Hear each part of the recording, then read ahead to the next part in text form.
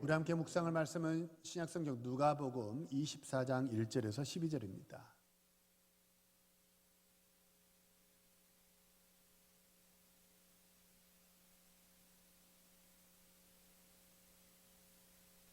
누가복음 24장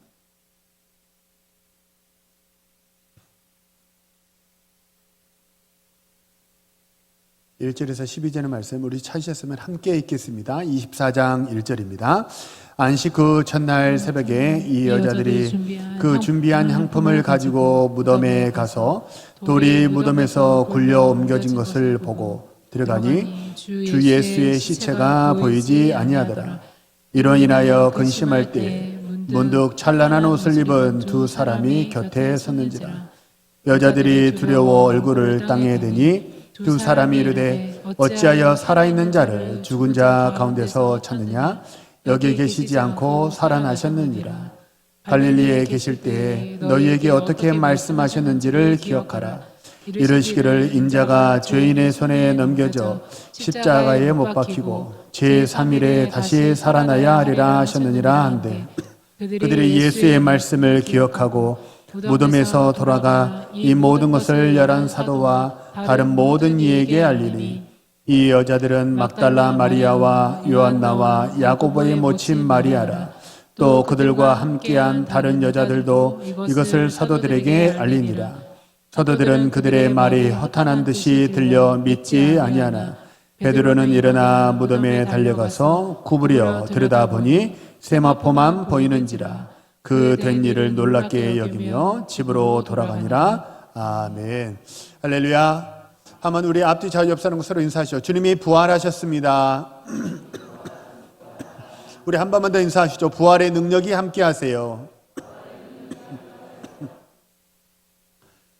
부활은 관념이 아니고 이론도 아닙니다.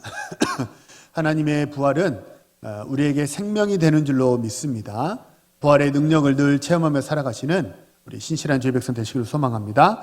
우리 한 번만 더 고백합니다. 나는 복 받은 사람입니다. 나는 복 많이 받은 사람입니다. 아멘. 오늘은 부활은 돌문이 열리는 것입니다 라는 제목으로 말씀을 전하겠습니다. 신앙. 우리가 신앙생활한다고 하죠. 신앙이라는 것은 믿을 신자, 우러를 앙자입니다. 한자로.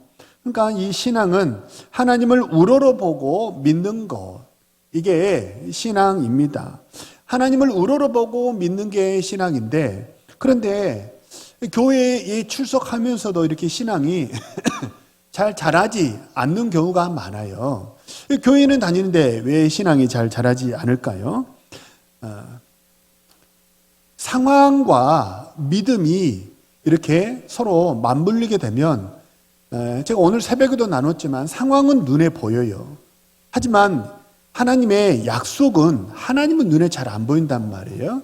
그래서 우리가 쉽게 상황에 끌려가기 때문에, 그래서 우리를 인도하시는 하나님을 전적으로 그 약속을 믿고 신뢰하지 못하기 때문에, 그래서 사실 넘어지고 자빠지는 경우가 많습니다. 지난주일 오후에 이제 나눴듯이 마태복음 7장 11절에 보면 너희가 악한 자라도 좋은 것으로 자식에게 줄 알거든 하물며 하늘에 계신 너희 아버지께서 구하는 자에게 좋은 것으로 주지 않겠느냐. 주님 말씀하시잖아요. 너희가 악한 자라도 자식에게 좋은 것 주죠. 자식이 말 듣지 않고 자식이 속을 세게도 부모는 자식이 부모에게 함부로 말을 하는 경우는 있어도 부모가 자식을 내치고 그러지는 못하죠. 왜냐하면 부모이기 때문에 그렇습니다. 그게 부모의 마음이죠. 그러니까 너희가 하나님보다 선하지 못하죠. 그래서 악한 자입니다. 하나님보다 선하지 못하는 그런 악한 자라 할지라도 자식에게 좋은 걸 줄 아는데 하물며 하늘에 계신 아버지께서 우리에게 좋은 거 주시지 않겠습니까? 하나님 아버지께서 우리에게 좋은 것을 주실 줄로 믿으시기 바랍니다. 이게 신앙의 대전제입니다. 하나님은 내 아버지 되시고 나에게 좋은 것을 주신다. 이게 신앙의 대전제입니다. 항상 나는 복받은 사람입니다 고백했던 것처럼 하나님 아버지께서 나에게 좋은 것을 주고 계시고 또 앞으로도 어떤 어려운 가운데서도 내게 선한 길을 예비하시고 피할 길을 주시고 감당할 수 있는 힘과 능력을 하나님 아버지께서 공급해 주실 줄로 믿으시기를 바랍니다. 이어령 교수 아시죠? 친하진 않아요. 우리하고 친하진 않지만 알고는 계시죠? 소천하셨는데 이어령 교수가 세례를 받을 때 했던 고백입니다. 이어령 교수의 딸이 목사입니다. 목사인 딸이 나를 위해서 내 신앙이 좀 잘 자라도록 내가 좀 든든한 신앙이 되도록 그렇게 노력을 많이 했는데도 내가 방황을 많이 했다. 그렇게 고백을 해요. 근데 그렇게 방황했던 이유가 뭐냐? 사실은 천지창조, 부활, 성령 이게 잘 믿어지지 않더라. 이게 세례를 받을 때 이어령 교수의 솔직한 고백이었습니다. 천지창조, 부활, 성령 이거 눈으로 보신 분 계세요? 하나님이 태초에 천지를 창조하시니라 눈으로 보신 분 계세요? 예수님의 부활을 직접 보신 분 계세요? 성령 하나님을 직접 눈으로 보신 분 계세요? 이게 눈에 안 보인다는 거예요. 그래서 어떠냐면 이어령 교수뿐만 아니라 그분이 사실 솔직하게 고백해서 나는 이게 잘 믿어지지 않더라. 그래서 신앙생활하는 게 참 어려웠다. 신앙생활하는 게 참 나는 힘들었다. 이성적으로 이해가 안 되더라. 그분의 솔직한 고백이지만 이게 어찌 이어령 교수의 고백만으로 그치겠습니까? 사실 이 땅에서 이렇게 바보가 아닌 이상 정상적으로 이성적인 사고를 하는 사람은 그 누구라도 이렇게 이게 참 진짜일까? 그런 생각 한 번쯤 다 하게 되는 그런 문제 아니겠습니까? 한번 여쭤볼게요. 우리 성도님들은 천지창조 믿으십니까? 부활을 믿으십니까? 성령을 믿으십니까? 다 아멘 하셨어요. 보셨어요? 안 보셨잖아요. 근데 어떻게 그렇게 믿을 수 있으셨어요? 이게 이성적으로 이해가 되는 게 아니잖아요. 이건 믿음으로 받아들이는 거잖아요. 이 문제를 이성적으로 이해가 안 된다. 이 상황을 어떻게 해결하셨습니까?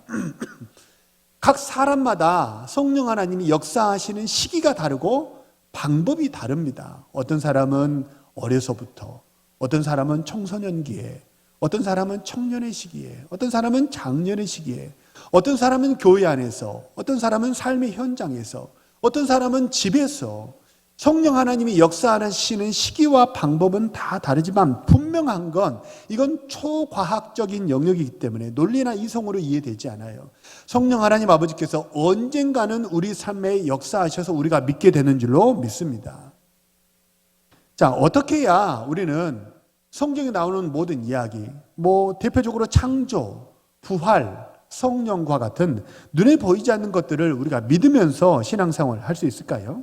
첫 번째는요, 말씀이 마음에 부딪혀 와닿으면 그때 믿어지게 되더라는 것입니다. 오늘 보면 6절에 보면요, 갈릴리에 계실 때 너희에게 어떻게 말씀하셨는지를 기억하라. 이렇게 성경은 말씀합니다.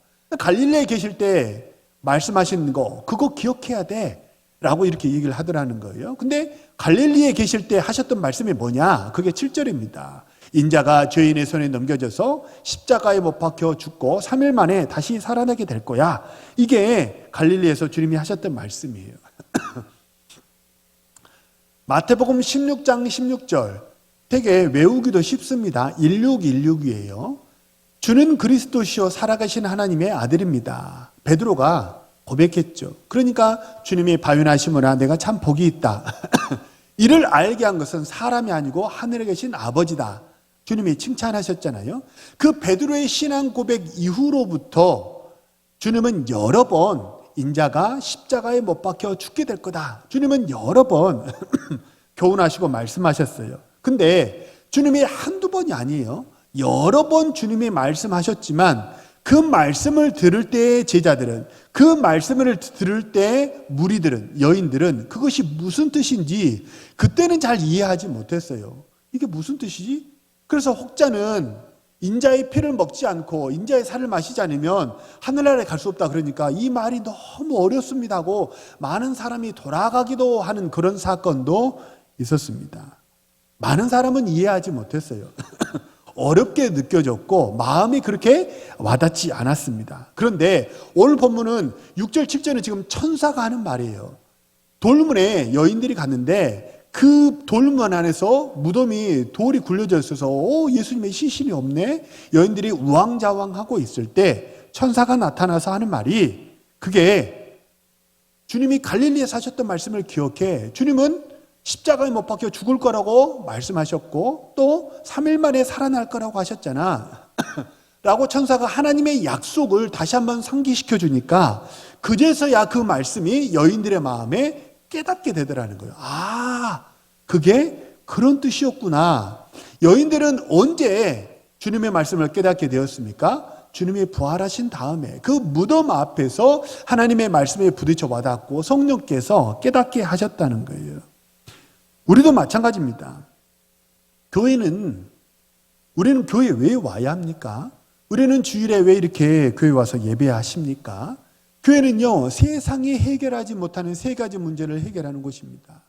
돈의 문제, 그 다음에 국방의 문제, 이런 것은 다 세상에서 해결할 수 있어요. 그런데 그 어떤 억만장자를 할지라도 세상에서 해결하지 못하는 세 가지 문제가 있는데, 하나는 죄의 문제고, 또 하나는 심판의 문제고, 또 하나는 천국과 지옥, 영생의 문제입니다. 죄의 문제, 심판의 문제, 영생의 문제. 이건 그 세상에 어떤 권력자를 할지라도, 그 어떤 돈이 많은 억만장자를 할지라도 이 세 가지 문제는 해결하지 못한다는 거예요. 교회는 어떤 것입니까? 이 세 가지 문제를 해결을 받는 것이 하나님의 교회인 줄로 믿습니다. 그래, 이건 세상에서 이해할 수도 없고 세상에서 해결할 수도 없어요. 근데 여기서만 오직 성령으로만 해결이 된다는 거예요. 천지창조, 부활, 성령, 이것도 마찬가지입니다. 이호령 교수의 말처럼 사실 이건 이성적으로 이해가 되지 않습니다. 아니, 어떻게 사람이 죽었는데 살아날 수 있습니까? 라고 물어보면 증거 있어요? 라고 물어보면 증명해 보라고 말하면 사실 이게 논리적으로 설왕설래 옥신각신하게 된다는 거예요. 그런데 이 갈릴리에서 주님이 하셨던 말씀, 인자가 십자가에 못 박혀 죽고 3일 만에 다시 살아나리라 하는 이 말씀을 마음속에 간직하시기 바랍니다. 그러면 언젠가는 우리 마음속에 간직하고 있던 그 말씀에 성령이 감화하시고 역사하시고 깨닫게 하셔서 언젠가는 우리가 주님의 부활이 믿어지게 되고 부활하신 주님을 만나게 될 줄로 믿으시기를 바랍니다. 이거를 신학적으로 뭐라고 그러냐면 성령의 조명하심이라고 말을 해요. 성령의 조명. 조명은 뭐냐면 빛이죠. 전등이죠. 조명은 뭐냐면 성령의 조명은 성령 하나님께서 우리 지성과 이성에 빛을 비춰가지고 깨닫게 하신다. 이게 신학적인 용어로 성령의 조명하심입니다. 이성적으로는 내 힘으로는 깨달아지지 않아요. 그런데 말씀을 간직하고 있으면 됩니다. 말씀을 뺏겨버리면 그 성령의 역사할 기회조차 잃어버리기 때문이에요. 말씀을 잘 품으시고 간직하시길 바랍니다. 그러면 언젠가는 어떤 상황인지, 언제 어느 시기에 어떤 상황에서 성령이 역사하실지 우리는 잘 알지 못해요. 하지만 분명한 건 성령 하나님께서 우리에게 조명하시고 역사하셔서 깨닫게 되고 믿음이 자라게 될 줄로 믿습니다. 우리 성령 하나님과 늘 함께 하셔서 우리 신앙이 계속해서 자라고 성장하시는 우리 신실한 주의 백성 모두 되시기를 소망하고 축복합니다. 믿음이 자라려면 하나님의 말씀이 언젠가 이렇게 부딪혀 와닿을 줄을 믿고 말씀을 잘 간직하고 성령 하나님께서 조명해 주시기를 기도해야 됩니다. 두 번째로 믿음이 잘 자라려면요 실제로 주님을 만나면 됩니다. 전자가 돼야 후자가 되겠죠.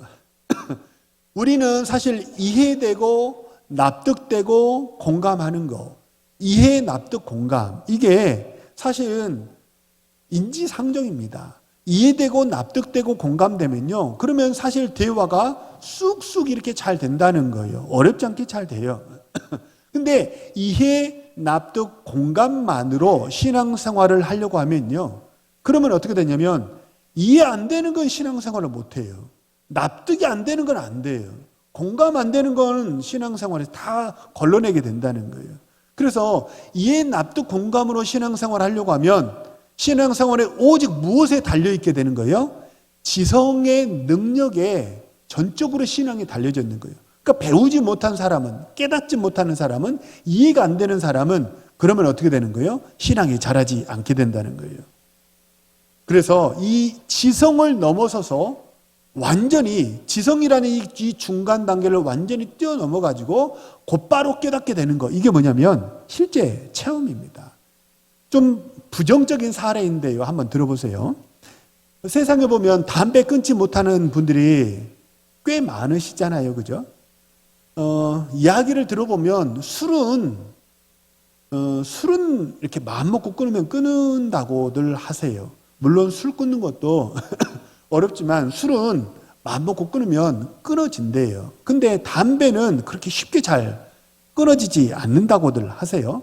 금연 교육을 받아도 잘 안 되고, 금연 껌을 씹어도 담배가 잘 끊어지지 않고, 굳게 결심하고 아내에게 내가 담배를 피면 벌금을 얼마 내겠다, 각서를 쓰고 결심을 해도 담배가 잘 끊어지지 않더라고 해요. 실제로 어떤 분이 담배를 끊으라고 했더니 하는 말이, 중국의 등소평 아시죠? 친하지는 않지만 알고는 계시잖아요, 그죠? 등소평이 그거 아세요? 하루에 담배를 5갑 피웠던 사람이래요. 그 시절에 담배를 5갑 피웠는데 등소평이 몇 살까지 살았는지 혹시 아세요? 94세예요, 94세. 그러니까 그 시대에 94세면요, 엄청 장수한 거 아니에요, 그죠? 지금도 94세면 장수한 거잖아요. 그러니까 하는 말이, 등소평은 하루에 담배를 5갑 피웠는데도 94살까지 잘만 살더라. 근데 그 사람 있지 않냐, 그 사람은 담배 안 피웠는데도 금방 죽지 않냐, 담배 피워도 괜찮다. 그래서 피우면 건강에 해로우니 담배를 끊어야 된다고 말하는 사람과 담배를 피워도 괜찮다는 사람이 이 이론으로 말하면, 논리로 말하면 어떻게 되는 거예요? 옥신각신하는 거예요. 다 각자의 논리가 있어가지고 잘 끊어지지 않더라는 거예요. 근데 이분이 건강검진을 하고 이제 CT를 찍었는데 폐에 종양이 나왔습니다. 암이었어요. 이분이 그 건강검진을 하고 당신의 폐가 좀 이상한데요 하고 추가 검진을 해보니까 암이었어요. 그 암이라는 사실을 알고 나서 이분이 그 다음에 담배를 맛있게 피웠을까요? 끊었을까요? 곧바로 끊어지네요. 그러니까 담배가 입에 생각도 안 나더래요. 그러니까 이론으로 말하면 이게 설왕설래예요. 근데 이게 건강에 좋지 않다는 사실을 진적 눈으로 확인하면 어떻게 되는 거예요? 그러면 뭐 끊어라 말아라 말할 필요도 없다는 거예요. 내가 직접 내가 안 좋은 것에, 그것이 무엇이든, 그게 게임이든 아니면 지나친 여가 활동이든 아니면 술이든 담배든 그것의 폐해를 내가 직접 체험하면 어떻게 돼요? 정이 떨어져요. 정내미가 떨어져 가지고 맛이 없게 되더라는 거예요. 부정적인 사례인데요. 체험은 마치 이와 같습니다. 신앙이 이렇다는 거예요. 우리 신앙도 논리로 말하면 되네 안 되네 그래요. 자녀들 신앙 교육 중요하다 아무리 말해도 그게 와닿지 않을 수 있어요. 주일 성수가 아무리 중요하다고 말해도 그게 그 일로 인한 문제가 생기기 전까지는 그게 그렇게 마음에 와닿지 않을 수 있다는 거예요. 근데 하나님 직접 만나고 체험하면 어떻게 돼요? 문제를 해결해 주신 하나님을 직접 만나고 체험하면 그러면 어떻게 돼요? 더 이상 하나님이 계시네 안 계시네 그런 논쟁이 필요가 없더라는 거예요. 그냥 어떻게 되는 거예요? 그냥 믿어진다는 거예요.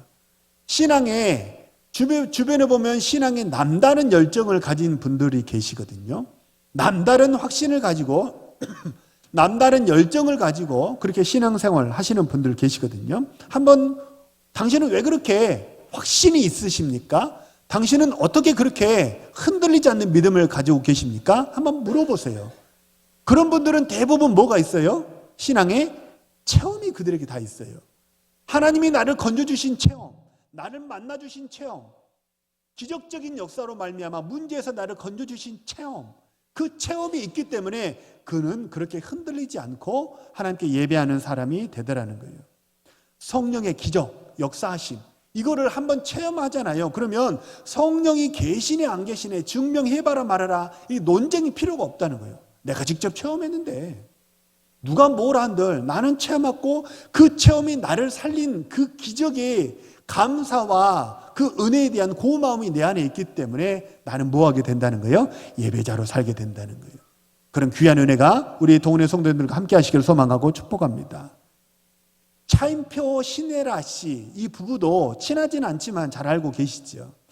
차인표 신혜라 그러면 연관 검색어로 뭐가 나와요? 입양이 나옵니다. 입양. 이분들은 특히 우리나라 아이도 아니고요, 인도 아이를 입양하고 그랬던 분으로 되게 잘 알려져 있거든요. 되게 신앙이 좋은 부부이고, 그리고 이분이 이제 입양한 사람으로, 이 부부로 알려졌는데, 어떻게 당신은 그렇게 입양하시게 되었습니까? 입양 한번 생각해 보신 적 있으세요? 내 나이에, 우리 집사님, 권사님 연세 많으시면 내 나이에 입양은 좀 그렇지 않나요? 목사님이 그러실지 모르겠지만, 입양은요 사실 하고 싶다고 해서 되는 것도 아니에요. 그 환경을 다 조사를 하잖아요. 그래서 감당할 수 있어야만 입양이 허락되잖아요. 그리고 입양은 우리 가정에 새로운 생명체가, 새로운 아이가 들어오는 거니까 이게 굉장히 가정적으로는 조심스럽고 중요한 일이죠. 저도 사실은 아이가 되게 늦었는데, 아이가 생기기 전에 입양을 되게 진지하게 고민하고 생각했던 적이 있어요. 그게 알아봤었어요. 입양은 참 어려운 건데, 차인표 신혜라 부부에게 당신들은 어떻게 그렇게 입양이라는 어려운 결정을 하게 되었습니까? 이렇게 물었더니 그들이 하는 얘기가, 차인표 씨가 하는 얘기가 뭐냐면, 입양하려는 그 인도 아이를 이렇게 만나게 됐고 그 아이를 이렇게 한번 껴안아 줬대요. 그 아이를 한번 껴안아 줬는데 거기서 남들이 알 수 없는 성령의 음성이 들리더래요. 지극히 작은 소자에게 한 것이 곧 누구에게 한 거예요? 나에게 한 거예요. 주님의 음성이 들리면서 내가 지금 껴안고 있는 이 아이가 인도에 부모가 없는 고아 아이가 아니고 예수님이라는 강한 확신이 들더래요. 아니, 본인이 그렇게 체험했는데 그걸 누가 뭐라고 딴지를 걸고 논쟁을 할 수 있겠습니까? 그리고 그 일로 말미암아 뭐 하게 되는 거예요? 내가 무슨 남들이 받지 못하는 특혜를 받게 됐다. 그러면 그의 체험에 대해서 진위성을 검증해야 될 필요가 있겠죠. 하지만 그 체험을 통해서 이들이 결정한 것은 세상을 밝게 하는 거잖아요. 세상에 사랑을 전하는 거잖아요. 가정이 큰 희생을 감수하는 거잖아요.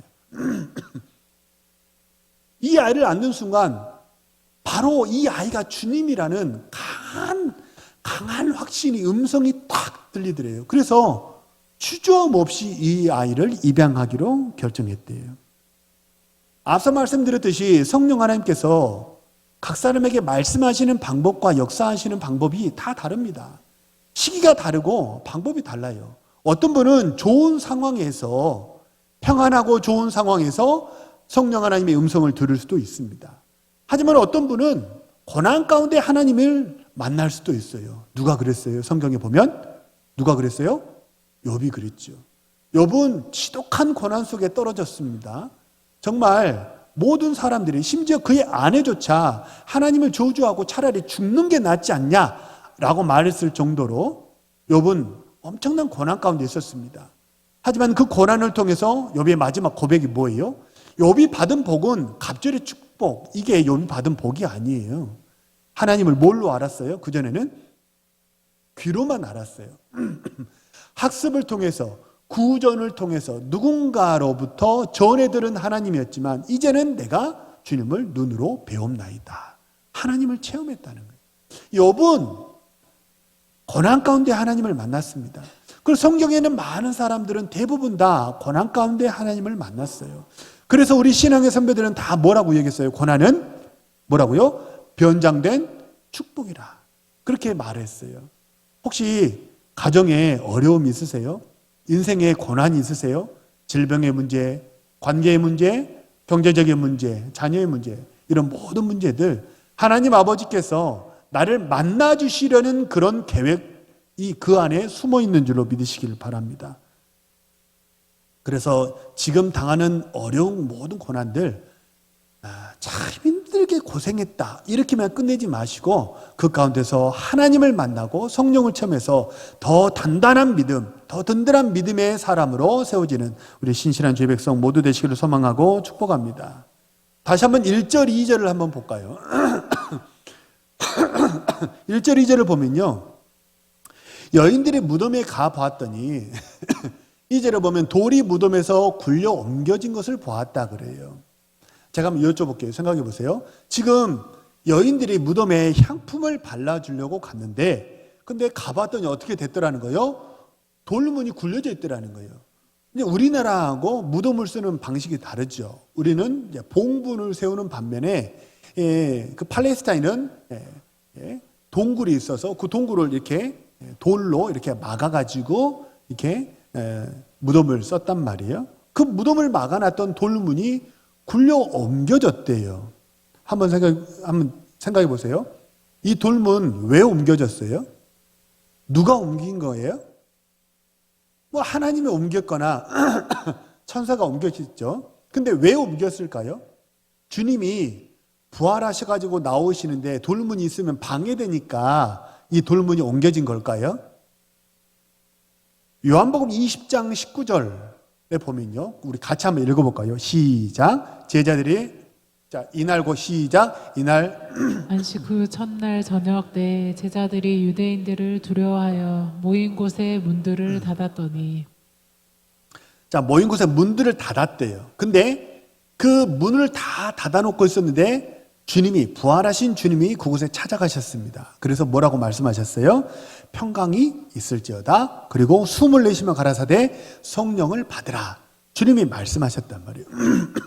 그러니까 이 요한복음 20장 이 구절을 보면 부활하신 주님은 문이 닫혀있든 열려있든 통행에 지장이 있어요, 없어요? 아무런 방해를 받지 않아요. 부활체는요, 부활하신 주님의 몸은 우리가 지금 살아있을 때 우리 몸하고 다르단 말이에요. 그래서 어떠냐면 주님의 부활체는 문이 닫혀있다고 그래서 통행에 아무런 불편함이 없는데 근데 이 돌문은 왜 굴려놨냐는 거예요. 누구를 위해서, 무엇을 위해서 돌문을 굴려놨을까요? 적어도 누구는 아니에요?